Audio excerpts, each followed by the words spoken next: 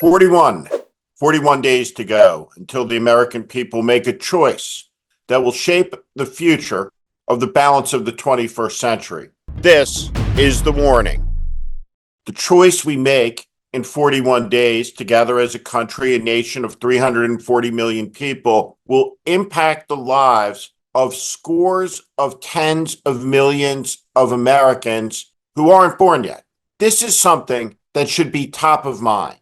If you love your country, if you care about its continuity, the story of America is the story of a people, Americans. One of the oldest stories in American history recounts the day when Dr. Franklin left Independence Hall during the Constitutional Convention and was asked by a woman what it is that had been achieved inside. He replied, "A republic, if you can keep it."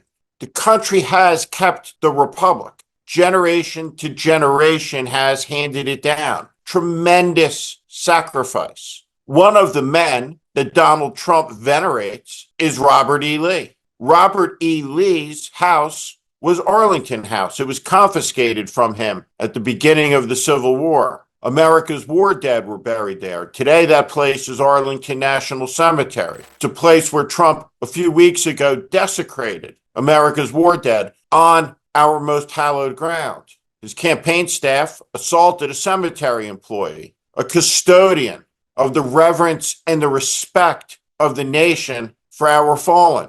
And that assaulted employee is terrified to press charges. We've come to an inflection point now. The country is voting. Donald Trump and his arsonist of choice, J.D. Vance, are traveling the country, lying at an industrial scale, which is a primary marker of fascism, making up out of whole cloth stories designed to inflame, to incite, to make the atmosphere more dangerous, to trigger the passions of the crowd, to turn the crowd into a mob, whether it's a digital mob or a real life one.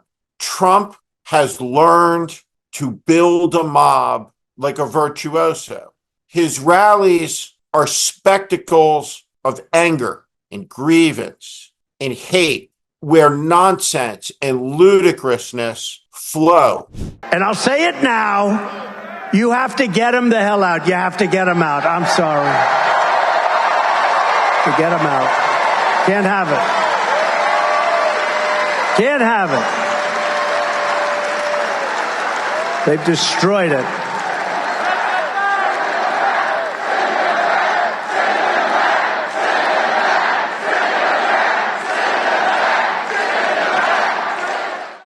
Now, I'm going to do my best to explain two things: the war in Ukraine and Trump's tariff policy. The war in Ukraine is very simple.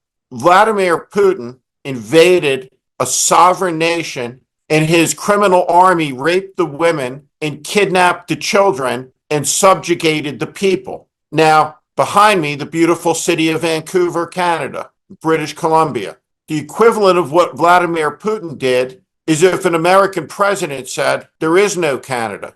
It doesn't exist. There's only America, and there only ever has been on this continent. All of the other European powers have been expelled. Canada is just a remnant of the British Empire, of France's colonial possessions. It's the manifest destiny of America to control every inch of the continent, and we invaded. That's what happened in Ukraine, and it's madness. And it's the role of the United States of America to protect its people, which means that war cannot expand outside of Ukraine.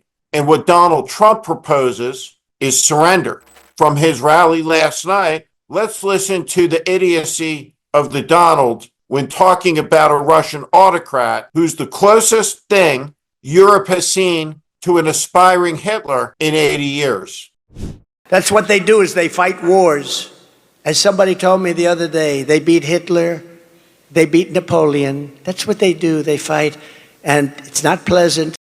This is a dangerous moment for the world that requires fitness and judgment.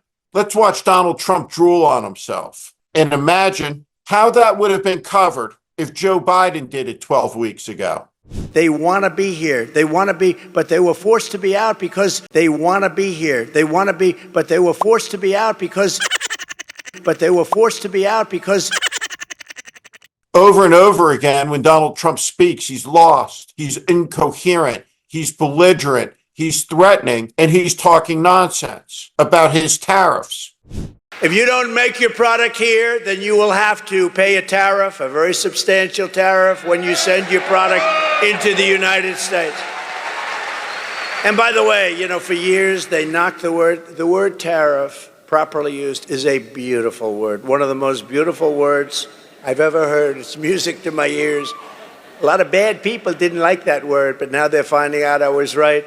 And we will take in hundreds of billions of dollars into our treasury and use that money to benefit the American citizens. And it will not cause inflation, by the way.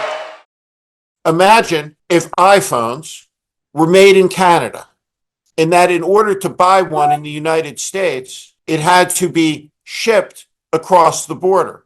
Trump's plan for the iPhone in the economy is to put a tariff on any product that comes across a border. So this phone, let's say, has a 40% tariff slapped on it.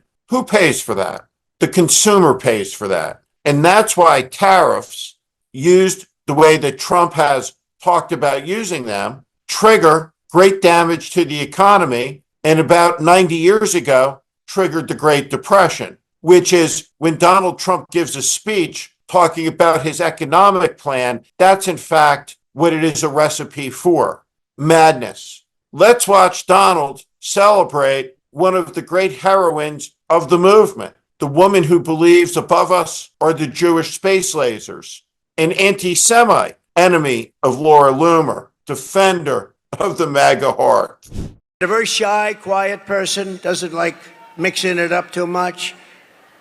But she is really highly respected in Washington, and she's fantastic. Marjorie Taylor Greene.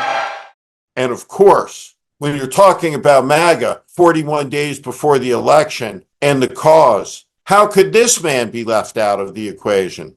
You folks want to focus on tabloid trash, and quite frankly, I am sick of it. And every time I get in front of you, I'm going to cut you off and tell you, you need to refocus yourself on the issues that matter to people. And 15-year-old sensational lies don't matter to people. Here's the warning today, and this is extremely important. There has never been in all of history somebody who has promised to take revenge against his enemies when they achieved power, who when they got the power didn't deliver on the promise. What is it that the American people want?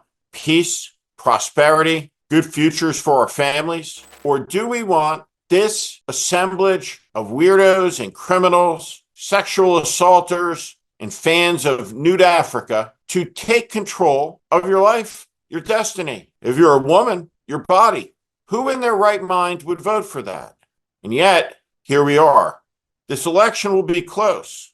If these people win the election and take power to execute and administer the laws, we will immediately be in a crisis of epic dimension. Donald Trump has taken to saying that talking about this, the danger he represents, the threats that he's made, the retributions that he's promised, is hate speech. That's what autocrats call the truth, hate speech. Or if you tell it, they'll say you're sick, or they'll call you corrupt. They'll take whatever they can from you. They'll make it hard for you to work, to do business, to make money, to feed your family, put a roof over your head. The whole point is coercion, to get in line, to shut up, stay silent about the wrongs that are going on all around you because it's the leader's prerogative to do what they want. That's not the America any of us should ever want, but it's the America that's on the line in 41 days. Do you want to understand how far the Republican Party has drifted into a dreadful swamp where the stink of fascism lingers everywhere?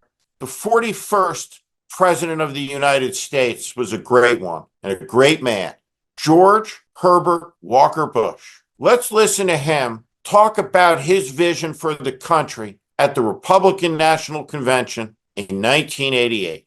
From the cities to the suburbs to the loneliest town on the quietest street, to take our message of hope and growth for every American, to every American. I will keep America moving forward, always forward, for a better America, for an endless, enduring dream and 1,000 points of light. This is my mission, and I will complete it. And then let's think about Donald Trump in 2024.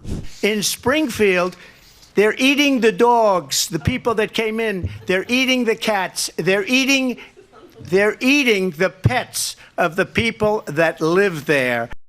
How on earth did we get from point A to point B? But here we are, and it's time to get off this path and get back on a different one that takes this country to that hill where the shining city has always lain. The believers in the country, from John Winthrop to Ronald Reagan to John Kennedy, have always seen that hill. And that's the promise of our politics. The freest and fairest election that will have ever been in the history of the world will be this American presidential election. The choice is in the hands of the American people, and the decision hour is drawing closer and closer. Tomorrow, 40 days and 40 nights to think very, very carefully about this man and whether we want, after 10 years, 4 more of his cultural dominance, his idiocy in our face by a corrupted corporate media from morning till night. No thanks. It's time to turn the page. I'm Steve Schmidt. This is The Warning, and I invite you to subscribe on our Substack, on our YouTube channel. Follow us. Welcome to the community.